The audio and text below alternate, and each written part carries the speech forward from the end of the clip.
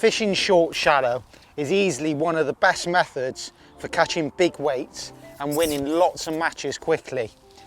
What you'll see is that a lot of open matches, you can't expect to go in straight away and catch short shallow, but with how quick and how efficient it can be, you don't have to catch long.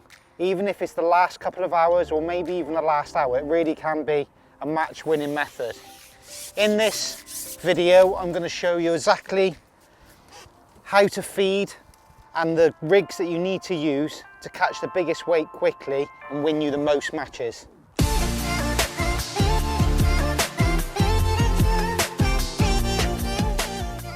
What is short shallow? It's exactly what it sounds like.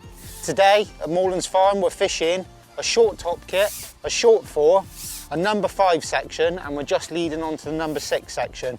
What that does is just allows me to have some pole behind me just to balance it out. But the one most important thing about fishing short shallow is that you're fishing a distance where you can feed via hand.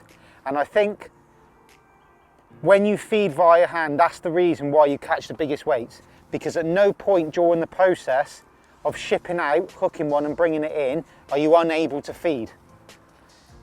So at any point when I'm looking to hook one, having my rig in the water, once I've hooked one, bringing it in, playing the fish, at any point I can feed via my hand. And what this does, it really does create a frenzy in your peg with all the fish. You can get into a really consistent rhythm. Like today, I think the best rhythm so far, there you go, has been to hook a fish like that, drag it out your peg, probably 2-3 meters, feed, come back to your top kit, feed again. And what that does, when you're feeding while you're playing, that's dragging loads of fish into your peg without your rig in the water. Try and net one as quickly and as efficiently as possible like that. Unhook the fish, drop it into your net, bait up again, double maggot, and then just before you ship out, I'm going to feed again. So that process allows you to feed 3 or maybe even 4 times during and playing the fish. So now I'm going to ship out to the exact same length again, slap my rig over 4 times, and I should get some bites pretty quickly there, just missed one. But that is the reason why fishing short shallow for me is so good, is that you can feed so regular and so consistent. There you go, straight into another one. And what you can do, you can repeat the process. Same again, drag out your peg, feed, back to your top kit, strip a little bit of elastic in and feed again. Now once you get that process of feeding the maggots right, it's all about using the right kit, using the right floats, getting the right amount of line between your float and your pole tip. Now once that's right, you've got the right rig and you're feeding right, that's how to catch a big weight.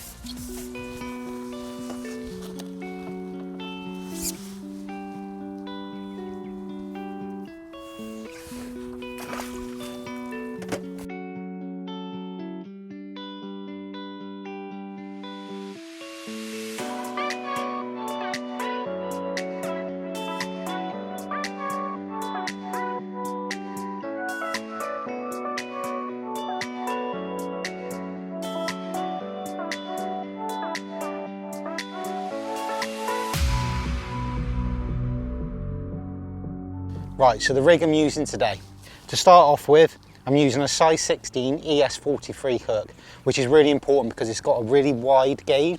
And when you're fishing with maggots, the last thing you want is a narrow gauge hook. You get a lot less maggots turn over the point of the hook, making you lose more fish. So a nice wide gape hook is really important.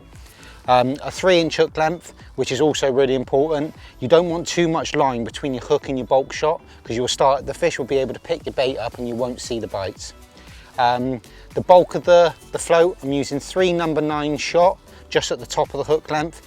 You can use a 2-inch hook length and just shorten the distance down between the hook and the bulk, but a 3-inch hook length with 2 loops is quite nice. The hook length model I'm using itself is 014 MVR. And then the main line is slightly thicker, which is 016 MVR rig line. The float is also as important. We got an MVR Finesse Series 4.2. Like I said, it takes 3 number 9 shot, which is the right weight shot. So when you slap your rig over, you're not making too much noise to scare the fish, but you're making enough noise that the fish are attracted to it. So that's really important. 3 number 9s or 5 number 11s, I know a lot of people like to use. The actual length of the rig itself, now it depends on what venue you're on. A lot of venues have like an 8 to 10 inch line length limit between your pole tip and your float, so you've got to stick to the rules. But today we're just pleasure fishing, so we can move it about, and a 5-6 inch line between your float and your pole tip's been really nice. The elastic itself is a brand new MVR X core elastic, size 10 to 12. It's actually a solid elastic, which is a touch different to what I usually use, but we'll go into more detail about that in a minute. The top kit is probably the most important piece of kit for me. We're using a 1-piece power kit top kit. So first of all, it makes the pole very, very stiff and responsive, so you hit more bites, but it also decreases the amount of elastic you've got through your pole compared to a 2-piece top kit, which is also very important.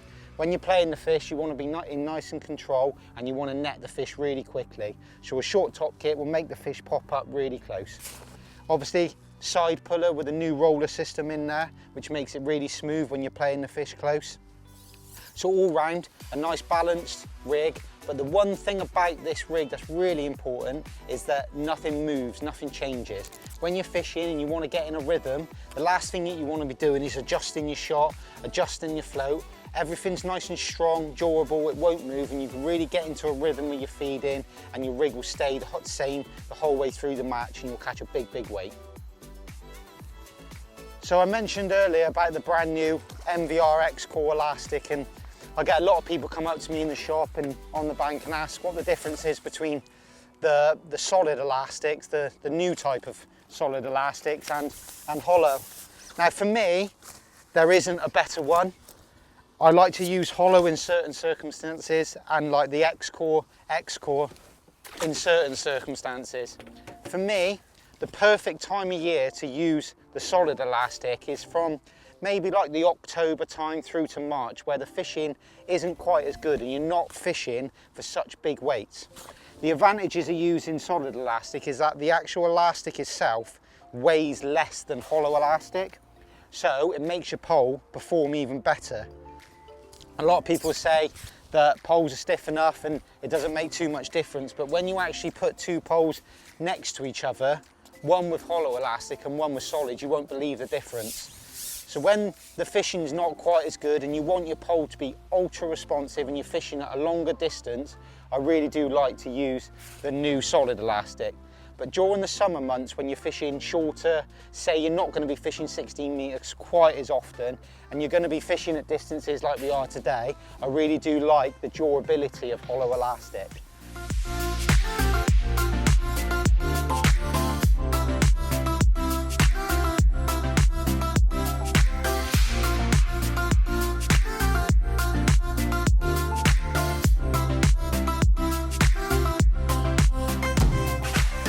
We've come into a circumstance now where we're fishing and feeding really short, and the fish have come up really shallow. I can actually see the fish turning into the bait. And this is what happens quite often when you're fishing with maggots. Because maggots sink quite slowly, the fish will come up really shallow. So about 10 minutes ago, I've actually slid the float down basically onto the shot. So we're fishing about 5-6 inches deep. And it's really incredible how many bites you're hitting when you're fishing that shallow. The fish are feeding so confidently, but I think the reason why the fish are feeding so confidently is that I've got my feeding bang on, which is easy to do when you're fishing short, shallow. You can feed so regular and you can get into such a nice rhythm. See there, you can feed really accurately as well.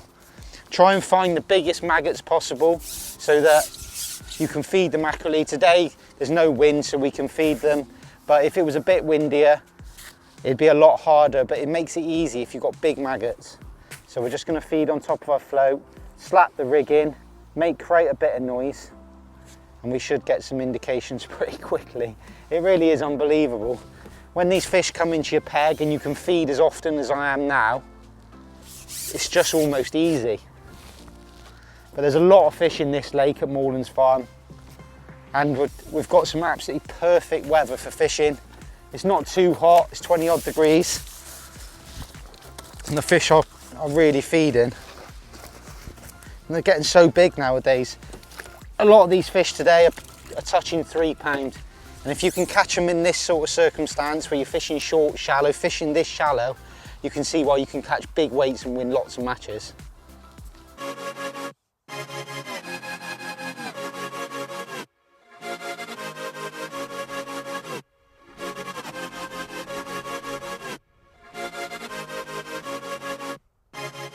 So we're coming towards the end of the day here today at Moorlands Farm, and it really has been apparent to me just how important it is to try and catch shallow short.